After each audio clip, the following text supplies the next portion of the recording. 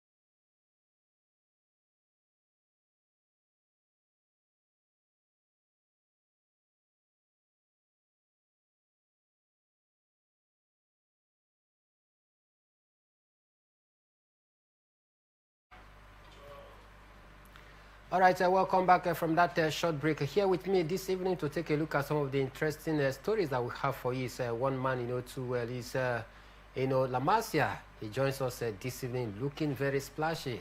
I nearly called him the Jagaban of River State. La Masia, good evening and welcome to Sport Extra. Thank you. Good evening, Kingsley.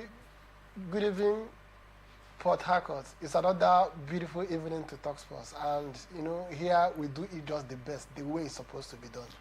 Yes, you heard it from Namasia. We do it the way it ought to be in the world of sports. We are the number one because we bring you up to speed with the seconds and the most relevant stories in the world of sport. And one of those relevant stories this evening is about the D Tigers, because they kick-started their journey at the Afro Championship this evening, earlier this afternoon against Madagascar, thereby winning their first game 77 to 59. It ended about 18-point disparity.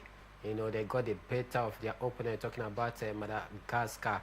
Lamasia, what do you make of the positive start of the D Tigers? It's been a roller coaster ride for them in the first game. In the first quarter of that very game, they, of course, took the lead. Second quarter, Madagascar had to fight back. But then in the third quarter and the remaining fourth quarter, the D Tigers were able to do the job. How do you assess their performance? Well, very, very amazing. And I want to believe that they are aware that all eyes on them, considering the way their female counterpart, talking about the D Tigers, were able to conquer Africa. And every news was about them. So the D Tigers should also understand that Nigerians and the world in general are all looking at them, believing that they will replicate exactly the performance of their female counterpart, talking about the D Tigers. So having this in mind, they must deliver, and that is what they are doing. They are conscious of the fact that the whole world wants to see them excel. Nigeria wants to see them excel. Africa wants to see them excel. And that is why they are putting everything possible within their reach to make sure that they beat their opponent. So I won't be surprised that in their next encounter, they keep excelling. Then, if they finally win the league, the tournament, they'll be celebrated. But I want to believe that their sole motivation definitely have to come from their female counterpart. And be that as it may, I think if they are very, very positive about that, about winning, if they are very, very conscious of conquering Africa, I want to believe that they can actually do that. So more great they are able. I want to see them succeed. All eyes on them, and wishing them everything good, to succeed in this great tournament.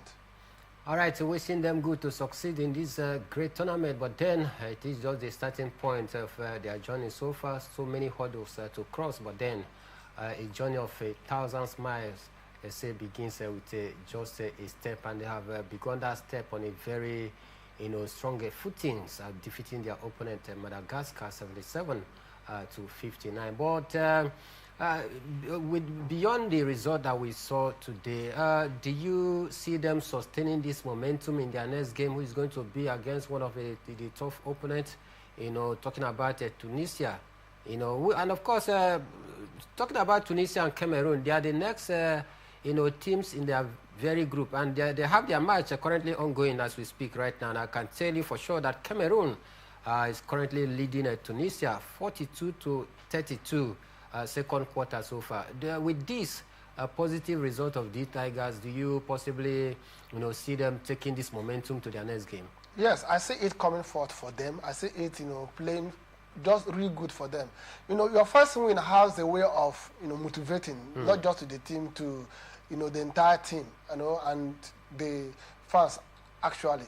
So conquering Madagascar today is actually a motivating factor that can propel them to conquer other nations when they meet in their next match. You made mention of Cameroon and Tunisia. They're actually one of the best sides in Africa when they talk about basketball. But then we must be confident that our team can deliver. They have all it takes. They have the quality, they have the motivation, they have the support of the government, the support of Nigerians, the fans. So I want to believe that today's win, their last win, coming from Madagascar, will actually prepare them to get more results in the coming matches. So I want to believe that certainly they win. They are in a very beautiful and wonderful position to, deliver. So Nigerians will be very, very happy to see them conquer Africa. All right, in other results, we can also tell you that Ivory Coast were able to, go past Rwanda 78 to 70 ended. These are some of the games that have been played today in the ongoing Afro Championship.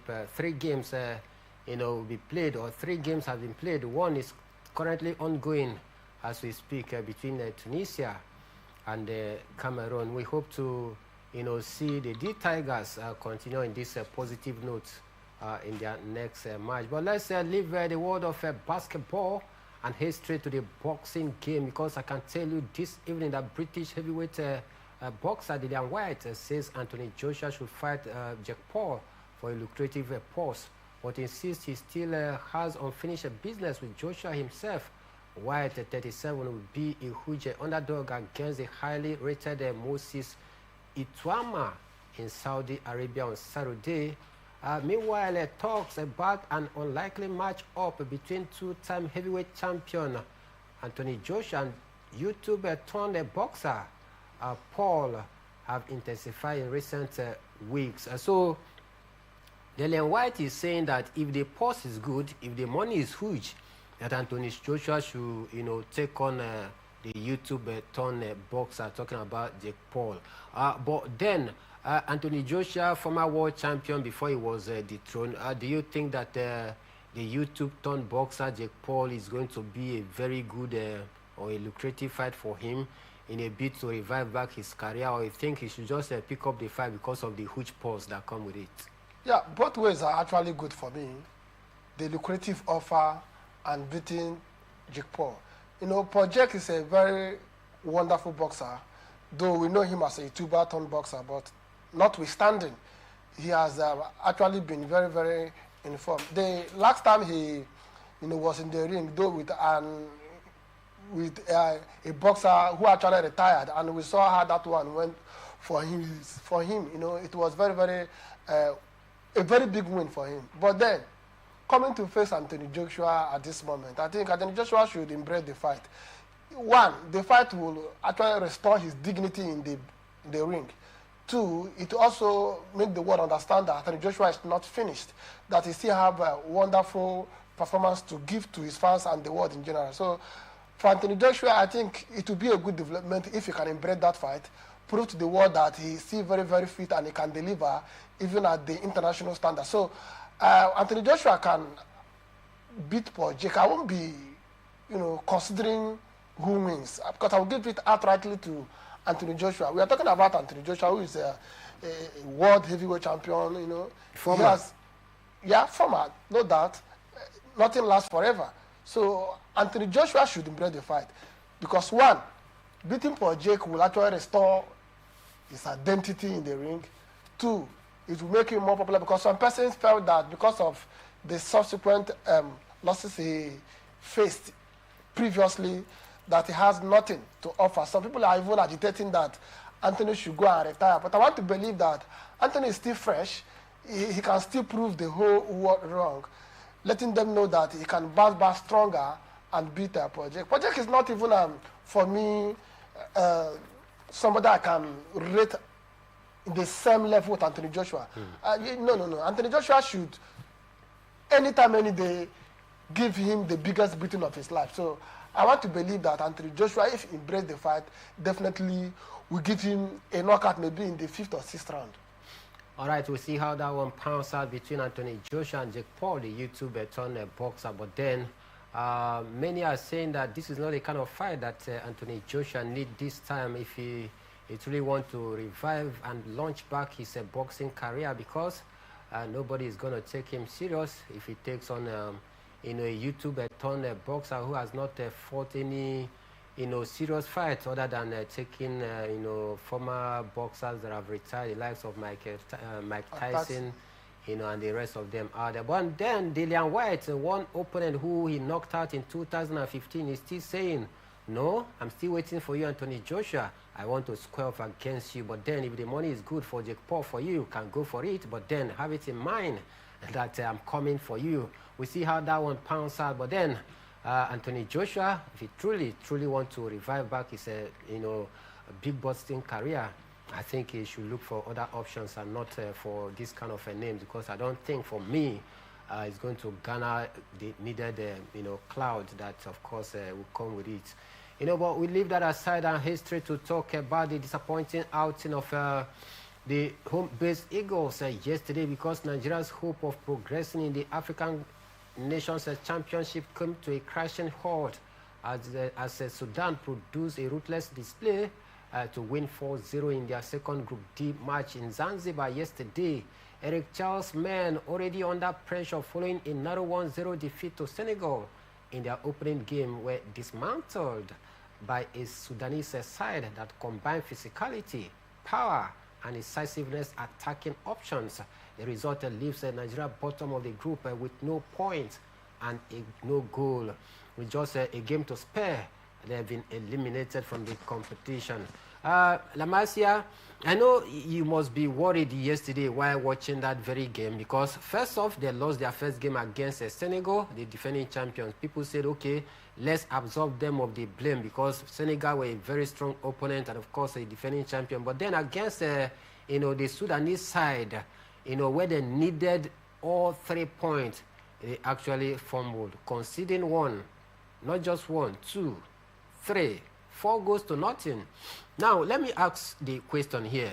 Will you attribute the poor outing of the home-based Eagles to, the poor structure of the league? Or will you attribute it to the coaching ineptitude, or better still, the unseriousness on the side of the players? Which do you go? Well, first off, I must say that that encounter against Sudan by our home-based Eagles was actually a very, very disappointing one. No Nigerian soccer pundit, soccer fan, actually expected that result. It was a national disgrace against Sudan. Now, you're talking about what was responsible for their poor acting against Sudan and, the previous match they played.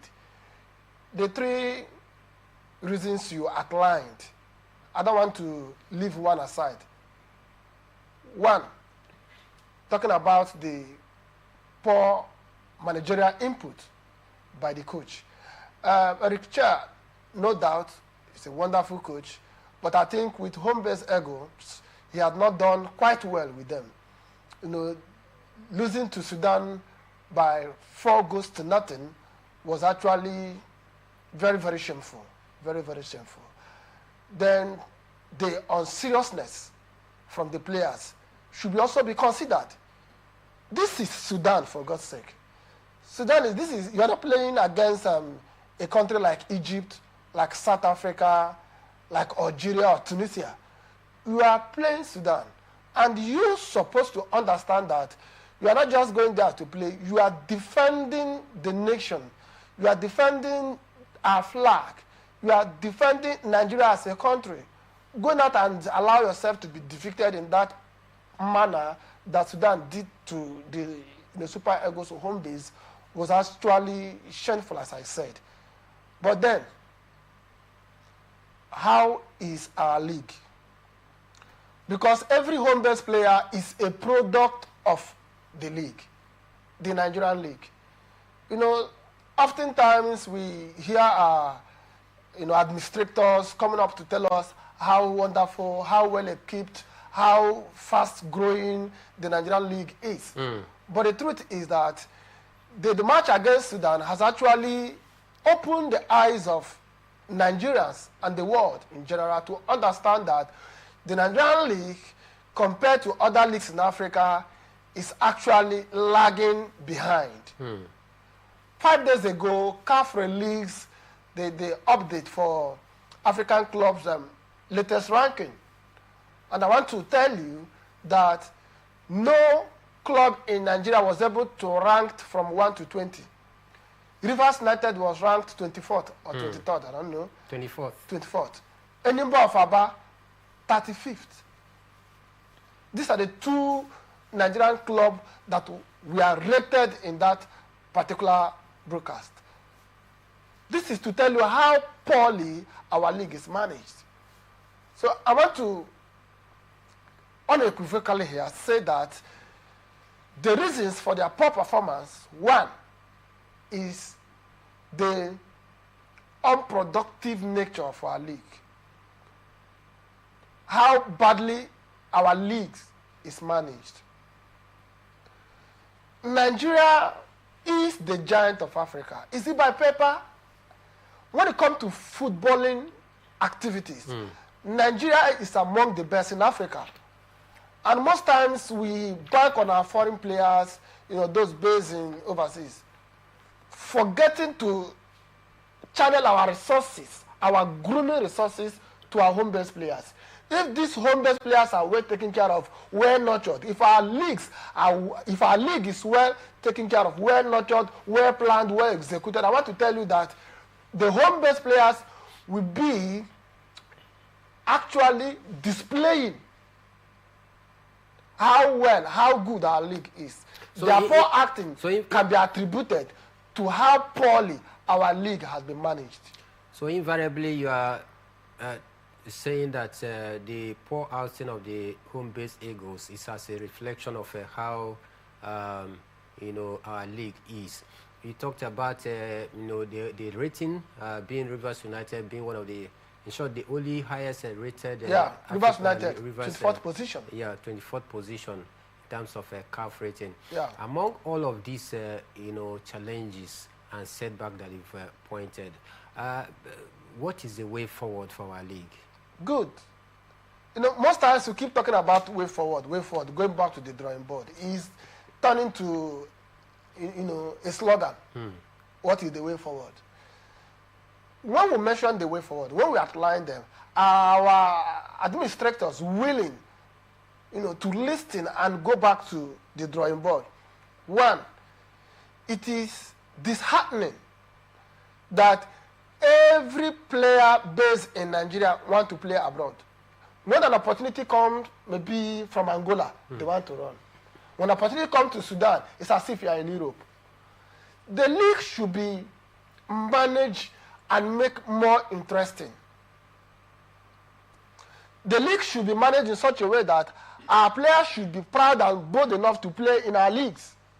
Not running to Angola, running to Sudan, running to even Ethiopia to play football, while we have a functional league in Nigeria. So I want to call on our sports administrators to channel our resources to our league. Let us develop our league in such a manner that other leagues in Africa can also be jealous of our performance. Now, let me be specific here. What is the match bonus for players? A player came out one day, few days ago, and criticized a particular club, telling us how poorly they were paid, talking about their match bonuses. Another one is how wonderful is our officiating. Now, I know we have some good stadia that can be improved, but again, it is only what we call that stadium at Gospel Stadium that is FIFA approved, CAF approved in the whole of Nigeria. It's not a good one. We need to improve our stadia. We need to improve the quality of football we play. We need to improve how much our players are earning. And that is why when they receive a tiny offer from outside the country, they just abandon the league. All our best players are leaving us because they are not earning much. We need to make this league very, very lucrative. I know that the government can't do all of them. But then, there is need to also have sponsors. It's only when a business is yielding positive results that sponsors can come in. For now, there is no sponsor or investor that want to invest in a business that is not sure of. When we make our league attractive and lucrative, then investors and sponsors, will be running in. And that is how it is. So when we work on this, I think our league will be improved. And let us not forget in a hurry that this is Nigeria we're talking about. We are the giant of Africa. Nigeria being the giant of Africa shouldn't be by paper alone. It should be by performance. The Super Eagles of Nigeria, foreign base, I know they are trying. They are doing everything humanly possible within their reach professionally to represent the country well. But when we now bank on the home-based Eagles, that is when we are indirectly telling them this is the product of our leagues. Now, another vital and salient point I want us to discuss about is the players. You've outlined some of the setbacks in terms of the league, poor organization. You talked about the refereeing of the officiating issues. But then, the home-based Eagles, this was supposed to be a crucial opportunity for some of these players, to of course sell themselves to the world. Exactly. And then again, considering the fact that a few days ago or few weeks ago, we saw the massive financial reward, given by Mr. President to the Tigress and then of course the Super Falcons. Don't you think as a player, even if we know that the league is not well managed or okay, that should have been a singular opportunity for some of these, in fact, for all these players to market themselves to the global world? So, on that regard, don't you think that the players are also culpable of this poor outing? Yes, I mentioned the players too, their seriousness, because losing 4-0 to Sudan, it's unthinkable. Nobody will accept it. It's quite unacceptable by me, sincerely speaking. In their case, I think they also failed to represent the country very, very well. But then, we should understand that you cannot give what you don't have. Even though the president, come up to promise you $200 million, and you cannot win this thing, you'll be trashed. Because you're not going there to fight. You're going there to play the game. So if you don't play better, definitely your opponent will win you. So in a game of football, sometimes all these promises can motivate a player to play better. But then you will be motivated to play better when you have the quality to play better. Okay? So that's just what played out here. There is no how they can give what they don't have, even though let it be that heaven and earth has been promised to give to them. Okay? But then, as you said, I want to believe that they should have understood that even though there are so many lapses coming from our team, maybe from the coaching crew too, as a player, this is the right time for me to market myself. This is the right time for me to show the world what I'm made of. This is the world to prove to the world that I am hugely talented. But unfortunately, that never played out. So I think the players too are capable of what we are talking about here. All right, both angles should take the blame. The poor, organizational structure of our league, because the poor outing clearly, of course, tells the world how poor our league is. And of course, if we go through the rankings, the Sudanese league is faring better, than the Nigerian league as we speak right now. And then again, you talk about the poor coaching decision, leaving, some of the players on the bench. And then, of course, some of his tactical ineptitude, which actually costed the home-based Eagles, they defeated. Then you talk about the unseriousness on the side of the home-based, Eagles, who should have taken that opportunity to market themselves to the global stage. But then, quite a disastrous outing for them, playing 2 games, 2 losses, conceding 5 goals, scoring 0, knocked out of the competition with a game to spare.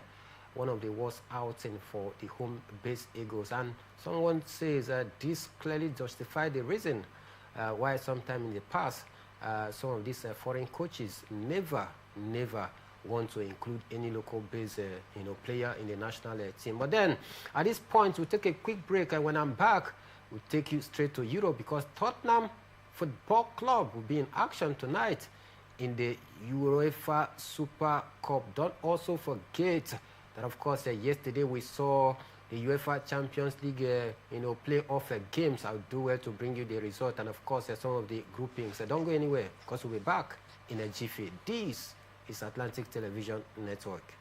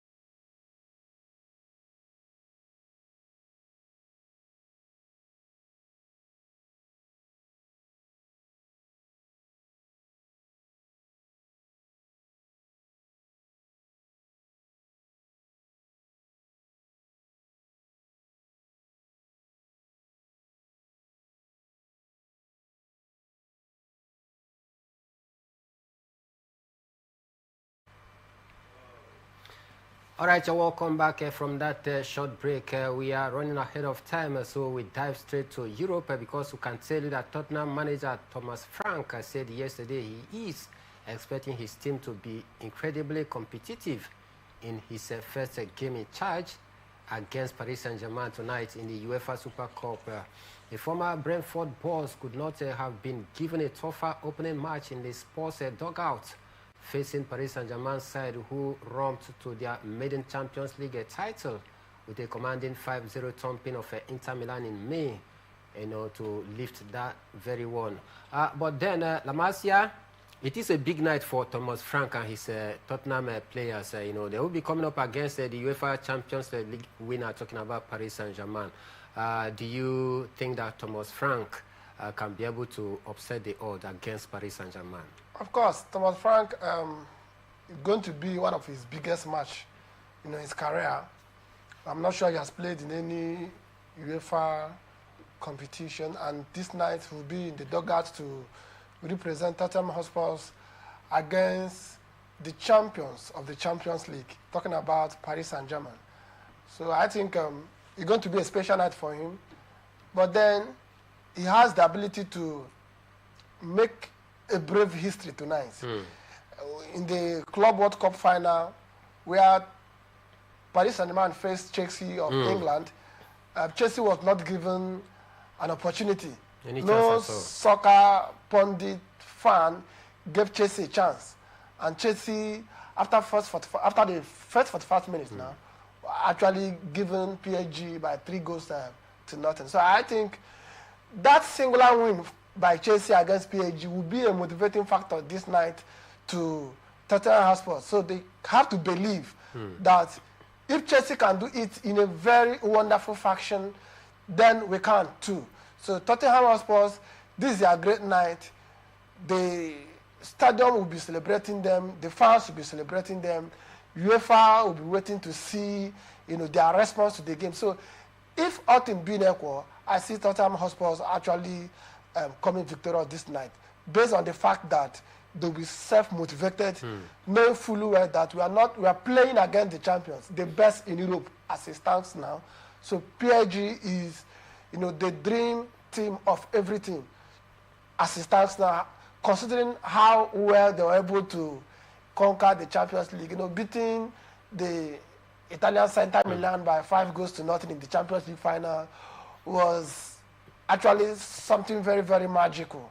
And that has given them edge over every other club in Europe until Chelsea came and, changed the whole narrative. So I think this night too is going to be another wonderful night where Tottenham Hotspur can come up and prove to the fans that this year we are capable of winning trophies, and I want to start tonight.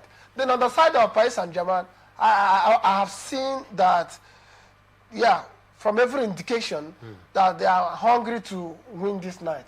So they're not going to be, leaving it for Tottenham Hotspur. They'll be coming in their full force in making sure that they conquer Tottenham Hotspur and become the champions. And I want to believe that if Tottenham Hotspur did not actually calculate very well, they will be humiliated by PSG. So I think the odd is in favor of PSG, but then you don't underestimate the power of the underdogs. So Tottenham Hotspur can actually prove to the world that we are capable of winning trophies. But then PSG has the arsenals, the weapons, they have the players, the skills, the qualities, everything is just in their favor to win Tottenham Hotspur. So in all, I think tonight is going to be a wonderful cracker, because definitely it's not going to be over until after the last whistle from the referee.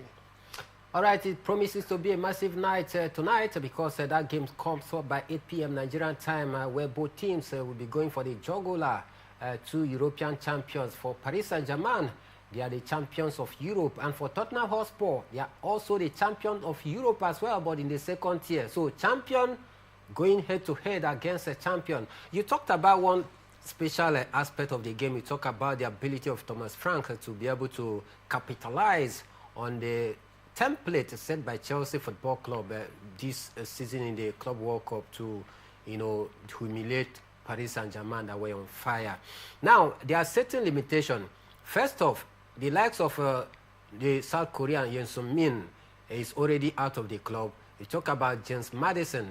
He's been injured and will remain out of the team for a very long time. Their all-time top scorer, Harry Kane, left some seasons ago. So this is more like a depleted squad. Or you think that Thomas Frank, having signed one or two players, have no fear at all? Just go out there and compete. Yeah, there is nothing to be scared of in the angle of Tottenham Hotspur. Yes, Heung-min Son may not be there. Harry Kane was not there when they won the Europa League. So there are other key players who can actually rise up to the occasion.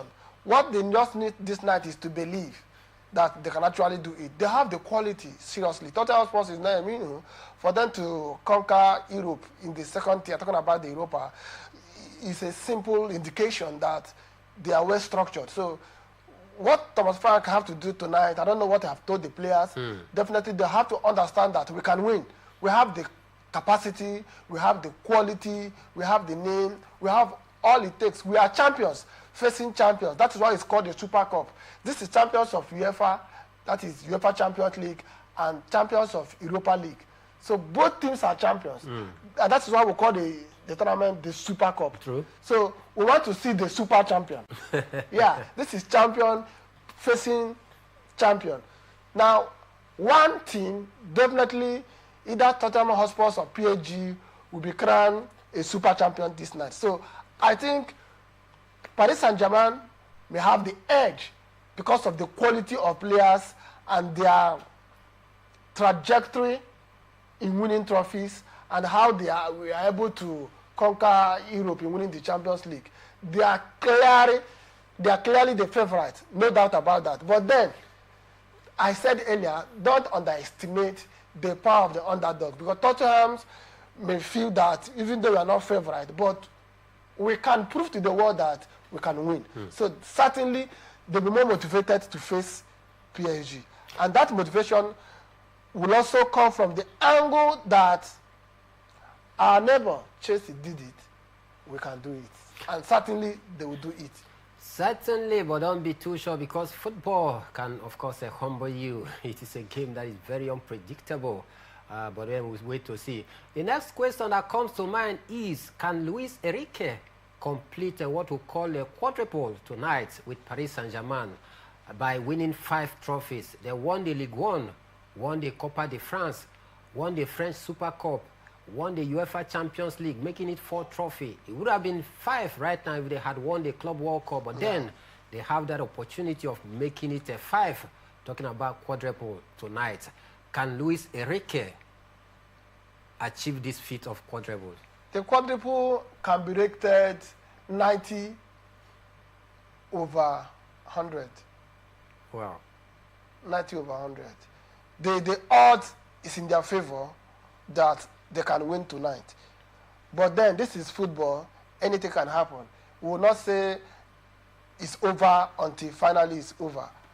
But I want to believe that with the qualities of players already in the palm of Luis Enrique, the players like Dembele, who is actually in a sole position to win the Ballon d'Or, even though there are stiff, competition from Lamine Yamal.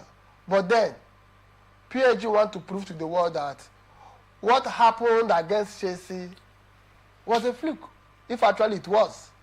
But then, I'm not sure it was. So they want to prove to the world that the mistake we made against Chelsea can be corrected tonight. We are coming out to face Tottenham Hotspur, and definitely we must overpower them. Sincerely speaking, this is the game of football. I know in football, just like we don't say that 1 + 1 is 2, because anything can happen. But then, PSG is the sole favorite in today's encounter. And for me, it will not be a big feat for them if they actually win tonight's game. But it will be the opposite if Tottenham wins, because the whole world are actually giving it to PSG already. But then, Tottenham can still surprise the world. So for Luis Enrique and his men, winning the 5 trophies this night is very, very feasible. It's something that they can do. And I will not be surprised if at the end of the 90 minutes, they emerged the super champions in Europe. I will congratulate them because truly, I'm sure they deserve it. All right, so everybody deserve it at this point in time. Even Tottenham Hotspur also deserve it. They are also, champion in their own respective, angle, whichever way you want to look at it. This football can be very funny sometimes. In fact, the Club World Cup has mirrored that, where Chelsea were rated as the underdog. In fact, 99.9% of octopus bookmakers, had even handed over the trophy to Paris Saint-Germain even before the blast of the first whistle. But then Chelsea were able to humble and humiliate Paris Saint-Germain that were blowing teams away for fun. So it is football.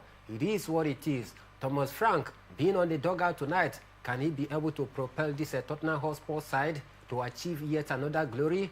8 p.m. we tell, or 8 p.m. rather, we answer that question. But then there were some matches in the UEFA Champions League playoff that took place last night. About 10 teams qualified for this season's UEFA Champions League playoff stage after the third qualifying round second leg fixtures yesterday. French side, played Fenerbahce, defeated Feyenoord in that very one, whereas Pafos also advanced to the playoff stage on a 3-0 aggregate win after beating Dynamo Kiev 2 goals to nothing in that very one. But let me serve you the full results of yesterday's game that were played. Quarterback beat Shendad 5 goals to 1. Copenhagen, defeated Malmo 5 goals to nothing. Pafos 2, Dynamo Kiev 0. But then, they went through on 3 goals aggregate. Slavian Prague won. Karat Amati won as well, but then he went on to penalty shootout. And of course, Karat went through on penalty shootout. Ferencváros 3, Ludogorets 0. And of course, Ferencváros went through as well. Vesda Venda played 1-1 against Poznan, and Victoria Plzeň beat Rangers 2 goals to 1, but Rangers progress courtesy of a 4-2 aggregate. Club Brugge beat Salzburg 3 goals to 2, and they progress courtesy of a 4-2 aggregate. Fenerbahce whitewash Feyenoord 5 goals to nothing in that very one. Benfica also got a better of Nice, 2-0 it ended. Now, here are the full fixtures for the playoff stage taking place later this month. Ferencváros will play host to Qarabağ. Vesna Venda will play host to Pafos, while Rangers trade tackles against Club Brugge. Bodo Glimt will also host, Storm Graz, while Celtic, we trade tackles against Karat Amate. Basel will play host to Copenhagen. Fenerbahce will also play host to Benfica in that very regard. But let's head straight to the world of a transfer, because a lot of transfer G's coming your way this evening. Let's tell you that Manchester City winger Jack Grealish has joined Everton on loan for the 2025-2026 season on Tuesday in a bid to salvage his troubling career. Grealish fell out of favor with City coach Pep Guardiola last season and made just 7 starts in the English Premier League. Lamasia, is this a good move for Jack Grealish, who have fallen out of favor from the coach Pep Guardiola, heading to Everton? Do you think that it's a very good move for the Englishman? Yeah, it's a very good move for Jack Grealish, considering the fact that he is now surplus to requirement at Manchester City. Man City did not travel with him. He was out of the budget. He was out of the plan for the Club World Cup, which is a clear indication that, guy, you are surplus requirement. If a better offer comes, please move. We are not going to bank on you in the season coming. So, and Jack Grealish, I think he was smart enough to move to Everton because as the EPL is concerned, I think Jack Grealish is still relevant. He has more to give. He's not finished. So moving to Everton will give him the opportunity to actually play at the very highest level. And I want to believe that definitely at Everton, he will succeed. Because at City, he was no longer needed. And Everton definitely will give him the podium to succeed globally. Then from Everton, I think a bigger club can come where he'll be playing in the European competition, talking about the Champions League or the Europa League. But then, for him to move to Everton is a good one. I want to believe that Everton will give him the platform to excel. And definitely, he's going to be a starter for Everton. He's going to be very, very competitive. And I want to believe that at the end of the season, definitely his name will be among those who have scored important goals in the season. Jack Grealish is a very, very skillful player. He has the strength. He can also score and assist goals. So just that his surplus requirement at City does not mean that no other club will require his services. So at Everton, certainly he will succeed. I see him scoring important goals and winning matches for Everton. It's a very, very good move for Jack Grealish. Very good move for the Englishman, Jack Grealish, leaving the Citizen Etihad Stadium down to, Everton Football Club, the Toons, as we call them. Good move for him, having, been tagged the surplus to requirement at the Citizen. Meanwhile, some more transfer gist coming your way. Let's also tell you that Bournemouth have completed the signing of a French centre-back, Baford Diakite from Lille, for a fee of £34.6 million. The 24-year-old will cost the Cherish an initial fee of £30.3 million plus £3.4 million in add-ons, which makes him a Bournemouth's second most expensive signing. Still talking transfer, let's also tell you that Newcastle United are in advanced negotiation with Aston Villa over a move for midfielder Jacob Ramsey after completing the signing of AC Milan defender Malik Tau. Still talking transfer now, Paris Saint-Germain goalkeeper Gianluigi Donnarumma is set to leave the League One champion this summer. Donnarumma is now set to sign for Manchester City, according to report by El Quip. The report claims the Italian stopper has already spoken with Pep Guardiola and has been agreed personal terms with him and the club. Meanwhile, let's also tell you that Barcelona feel hot by Benjamin Šeško's move to Manchester United, reveals Sport. The Slovenian striker was Deco and the club's top target as a big money replacement for Robert Lewandowski in the summer of 2026. AC Milan has agreed a deal to sign Zekari Atema as a new centre-back from Young Boys in a deal worth €10 million total package plus a 10% in sell-on clause. La Masia, before we leave the studio, it's about Barcelona, the sporting director, Deco, and the board. They are very angry, because Benjamin Šeško left for Manchester United in a big money move. Between Barca and Man United, why do you think that Benjamin Šeško choose the Catalan-based club over the Red Devils? Well, Barcelona, when we use the word angry, I think it's more serious. The word angry is more serious. Barcelona sees Šeško as a potential replacement to Robert Lewandowski. And that is not the season of 2025, come next season. So I don't expect Šeško maybe to say no to offers coming to him, maybe because he wants to move to Barcelona. Although it is the dream of every player in Europe, in the world, to play for FC Barcelona. Even when other clubs offer you bigger amount of money, you want to reduce your wages to play for Barcelona.